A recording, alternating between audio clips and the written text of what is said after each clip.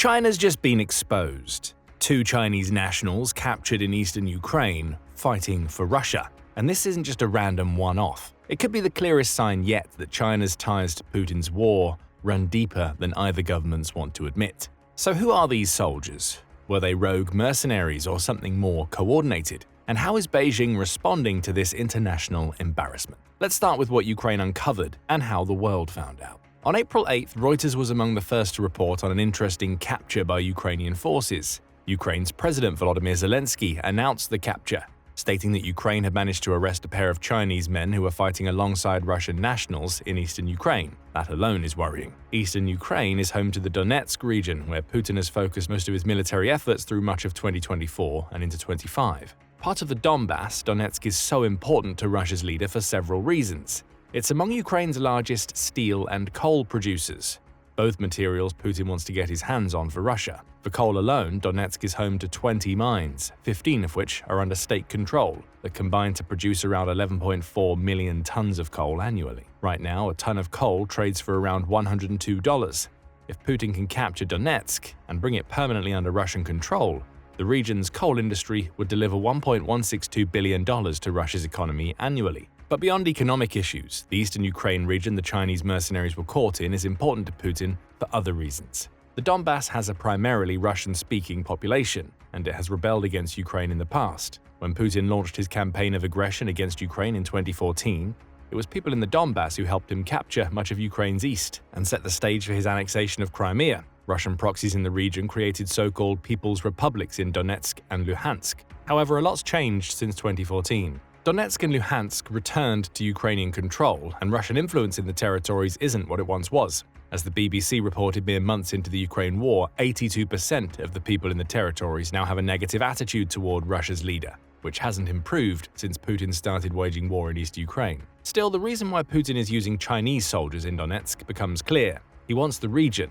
It represents a lot to both Russia symbolically and economically, meaning Putin is doing everything he can to capture and keep territory in East Ukraine. Back to the Chinese soldiers. Zelensky says that Ukraine managed to confirm their origins using documents the men carried. These included identification cards, bank cards, and other personal data that marked them as Chinese citizens. Worse yet for Ukraine, Zelensky believes these are not the only Chinese troops operating in his country. We have information that there are many more Chinese citizens in the occupiers' units than just two, Zelensky announced on the social media platform Telegram. We are now finding out all the fact. I've instructed the Minister of Foreign Affairs to Ukraine to immediately contact Beijing and find out how China is going to react to this. Right now, it isn't clear whether the captured soldiers are merely Chinese nationals who are working as mercenaries in Putin's military or if they're part of China's army. CNN reports that Western officials claim to see no evidence of state sponsorship in either of the captured soldiers' cases, suggesting that they're among the many who are working for Putin simply because he's paying anybody he can get his hands on to fight for him.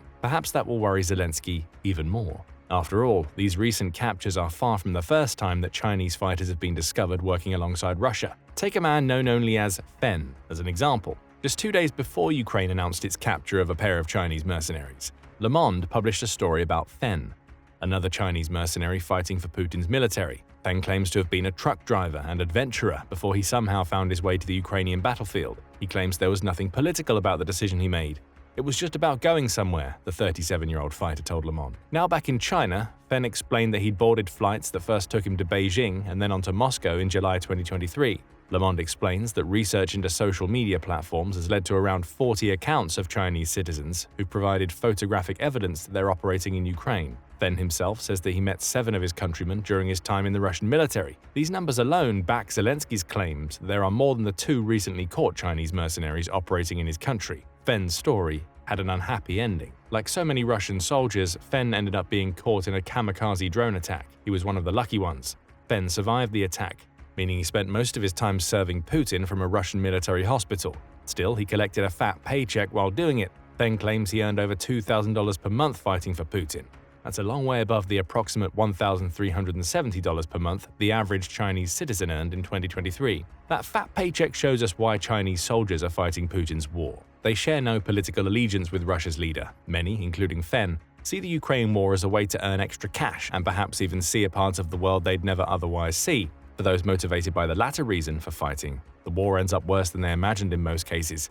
Ben discovered that when a kamikaze drone nearly killed him. Now, 2 more Chinese mercenaries have learned that lesson. They're languishing in a Ukrainian military prison. But Fen and the 2 captured fighters are far from unique. Back in March 2024, Newsweek also reported that Chinese mercenaries have been spotted fighting for Russia. Footage shared by a Russian military blogger named Pavel Kukushkin showed a pair of men sitting opposite one another at a table. One spoke Russian, the other Chinese. They were able to communicate with one another thanks to an electronic translator, demonstrating that Putin's forces have come up with some novel ways to eliminate language barriers within their ranks. Worse yet, the single Chinese soldier Kukushkin filmed was far from the only one arriving, as the blogger explained. The Chinese unit in the Pyatnashka brigade is growing. More and more Chinese are arriving constantly. Our Chinese brothers have also come to us. An entire unit. That suggests that there are a lot more Chinese mercenaries fighting in Ukraine than the 40 Le Monde claims have been identified. Russia is building full-blown units out of the mercenary forces arriving in the country. The Newsweek report backs Zelensky's more recent claims that many more Chinese citizens are fighting in Russia's military. Now the question is simple. What is Ukraine's response? Zelensky took the opportunity to decry Putin's use of mercenaries from China and any other nation in his Telegram statement. Russia's involvement of China in this war in Europe, directly or indirectly, is a clear signal that Putin is going to do everything except end the war, Zelensky said. He is looking for ways to continue fighting. He's not wrong, either on Putin looking for more mercenaries or his refusal to stop fighting. In the latter case, Ukraine and Russia have been embroiled in ceasefire negotiations that also involve the United States since mid-March. Initially, Ukraine proposed a full ceasefire in every area of the war for 30 days.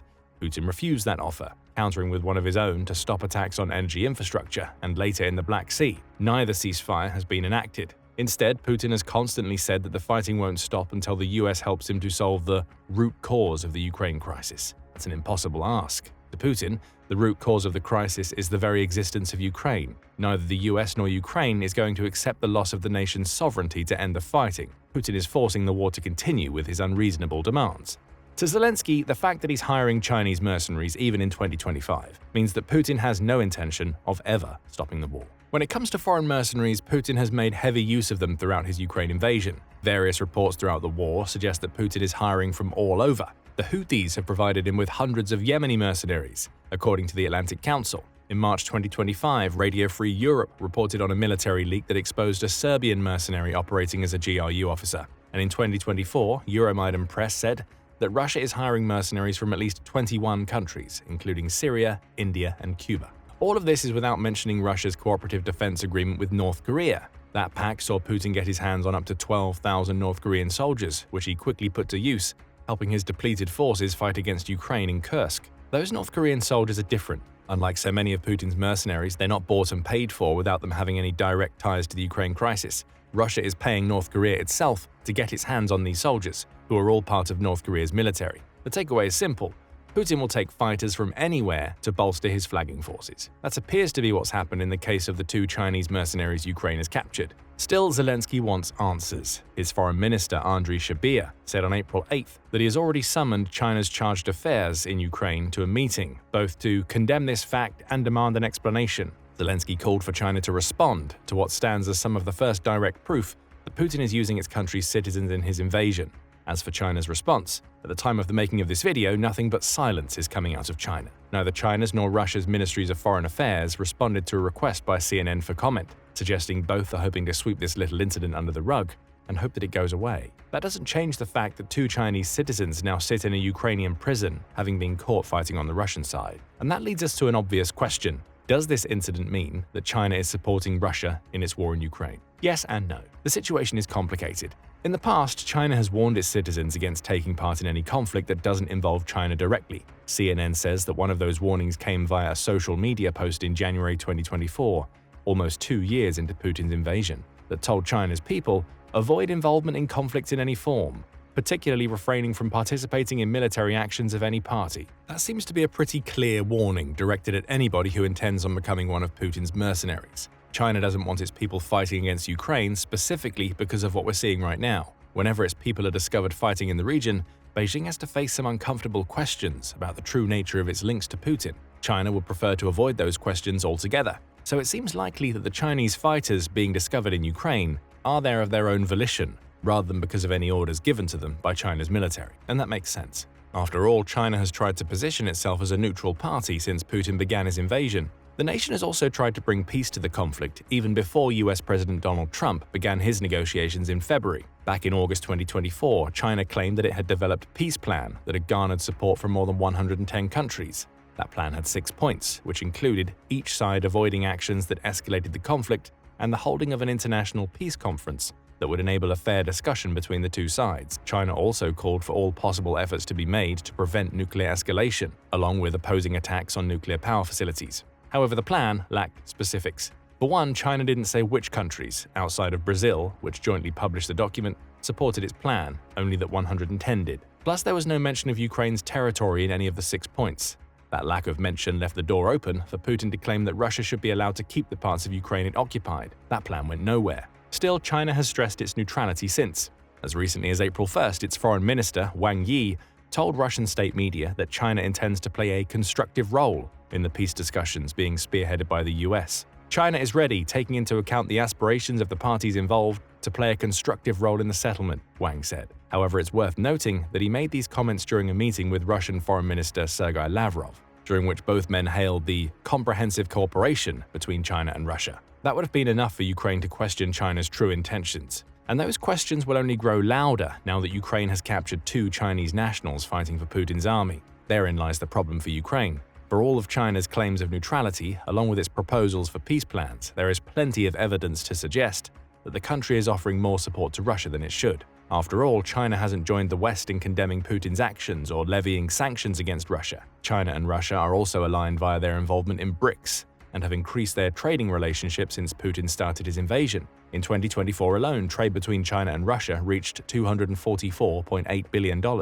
a record high that demonstrates how closely China is willing to work with Putin as his war enriches the country. It's that trade that seems to offer the most direct evidence that China is working alongside Russia. It may not be providing soldiers, at least not directly from its military. However, it's providing plenty of something else that Putin needs to keep his war going: dual use. These are products that, as their name implies, have multiple civilian and military uses. These products have helped Russia to conduct its massive military expansion, according to The Guardian. They include machine tools, microelectronics, and a host of other technologies Russia can use to build missiles, aircraft, tanks, and many of the other weapons it uses to bombard Ukraine daily. One senior official who spoke under condition of anonymity to The Guardian in May 2024 laid it all out. Russia is undertaking its most ambitious defense expansion since the Soviet era, and on a faster timeline than we believed possible early on in the conflict, the official explained. Our view is that one of the most game-changing moves available to us at this time to support Ukraine is to persuade the People's Republic of China to stop helping Russia reconstitute its military-industrial base. The official added that Russia would struggle with its military expansion without China's help, adding that 90% of Russia's microelectronics imports came from China in the last quarter of 2023. Ultimately, not much has changed on the trade front. Toward the end of January 2025, the US-China Economic and Security Review Commission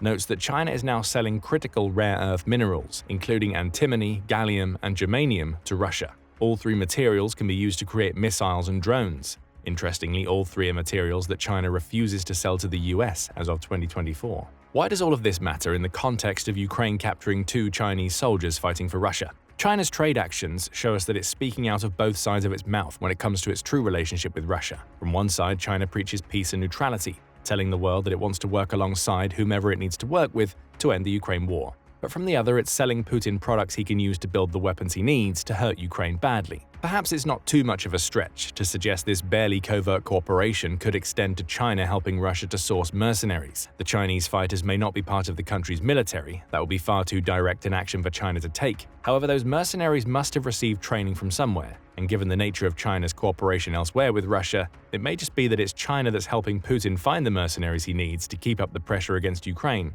Of course, that's just speculation. However, Ukraine's capture of these Chinese mercenaries raises some interesting questions about the true nature of the cooperation between China and Russia. RUSI made an interesting point in a June 2024 article. It noted that cooperation between Russia and China has intensified since the beginning of Putin's invasion. However, Russia was established as the weaker partner of the two, being far more reliant on Chinese products, and perhaps its mercenaries, than China is on anything Russia can provide. That Russian weakness could open the door for China to exploit Russia for its own goals in the future, RUSI claims. And perhaps that reveals the true nature of the cooperation between China and Russia. The capture of these 2 Chinese soldiers may have exposed that this cooperation runs deeper than China would like to admit.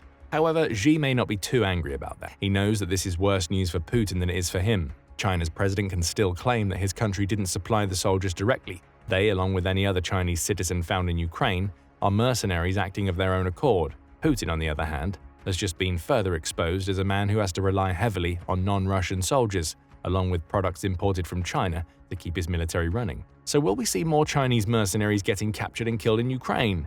It seems likely. The capture of these two is hardly the first evidence of Chinese involvement we've seen in the war. However, China will still manage to play its slippery game, where it claims it wants peace, while also benefiting from Putin's war. It's manipulating Russia's leader into needing China more and more. That Russian weakness, exposed by Putin's use of mercenaries, may end up playing in Ukraine's favor by the end of the conflict. But what do you think about the news of Chinese mercenaries being captured in Ukraine? Is this evidence that China is more directly supporting Russia than it claims to be? How desperate do you feel Putin is becoming now that it's clear he's using mercenaries from other countries in his supposed special military operation? Share your thoughts in the comments and remember to subscribe to The Military Show for more up-to-date commentary on the latest developments in the Ukraine war. Now go and check out Chinese mercenaries fighting for Russia expose Putin's brutality, or click this other video instead.